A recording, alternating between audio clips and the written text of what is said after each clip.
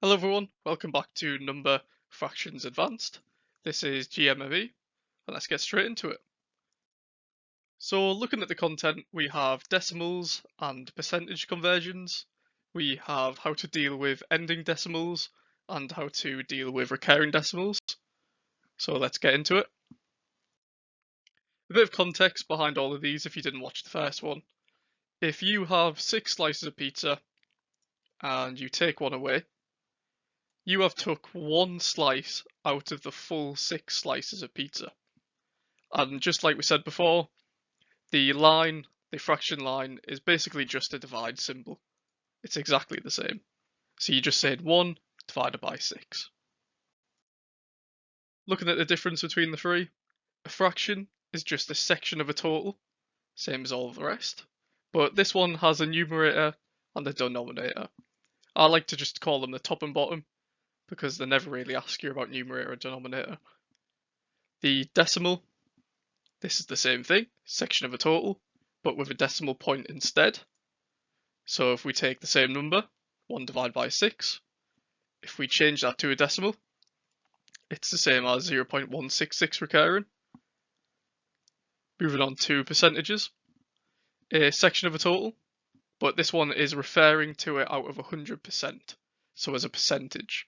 So you just take the decimal, times it by 100, and there you go. I put together like a bit of a cheat sheet because I like to be able to see everything in kind of one go. So to convert from a fraction to a decimal, you just divide the top by the bottom. To convert from a decimal to a percentage, you just times by 100. And then to go back, you just divide by 100. But from getting from a decimal place, to a fraction, it's a lot harder. So I'm going to go through the two main methods now. The first one is with decimals that end. So out of all of these ones here, this one does not end. As you can see, it's recurring, which means it goes on forever.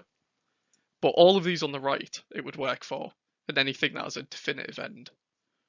So to convert a decimal to percentage to fraction, we're going to use these steps up here. So this is for the ending decimals. We just write it as a fraction, put the decimal place on top, put the amount of zeros on the bottom, and then simplify with the highest common factor method. If you're confused about how to do this step, go back to the video, I believe it's number 2. So let's go into it. So 0.265, if we follow the steps, so if we move the decimal place to the top, so we have 265 on the top, then we have the line, and then it says zeros on the bottom, so we have the amount of zeros on the bottom, which is 1000. We can then use the highest common factor method and divide by 5, and we get 53 over 200. It's as simple as that. Moving on to the recurring decimals, so this would work for any of these, for example, but anything that's recurring, this method would work for too.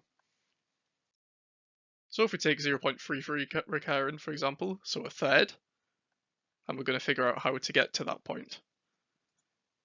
So if we move this down here, and we follow the steps, so it says set x equal to the decimal. So there we go, set x equal to the decimal. It says here multiply by 10, so we're going to multiply by 10. If we do both sides, will give us 10x equals to 3.33. And I'm going to label these equations 1, which is the top one in orange, and 2, which is the blue one below. And I'm going to subtract the original. So I'm going to take 2 away from 1. So as you can see here, I've color coded them. So the 2 is the blue, 1 is the orange. If we do 10x, take away x, and then 3.333, take away 0.333, you'll notice that the decimal place gets cancelled out, and you're left with 9x is equal to 3. So step 4 says solve, so you just solve this equation like you would any other equation. So here, to get x on its own, you divide by 9, and you get 3 over 9, and then the last step is simplify. So that goes down to 1/3. So that's kind of like proving how in your head you get from 1/3 to 0.33, and the other way around. Bit of a recap again, just to put them all out in front of you. The easy conversion table on the left, the steps for doing an ending decimal conversion, and then the steps for doing a recurring decimal conversion. If any of this is still confused you, I would check out the Q&A videos for more and the trickier type of this video.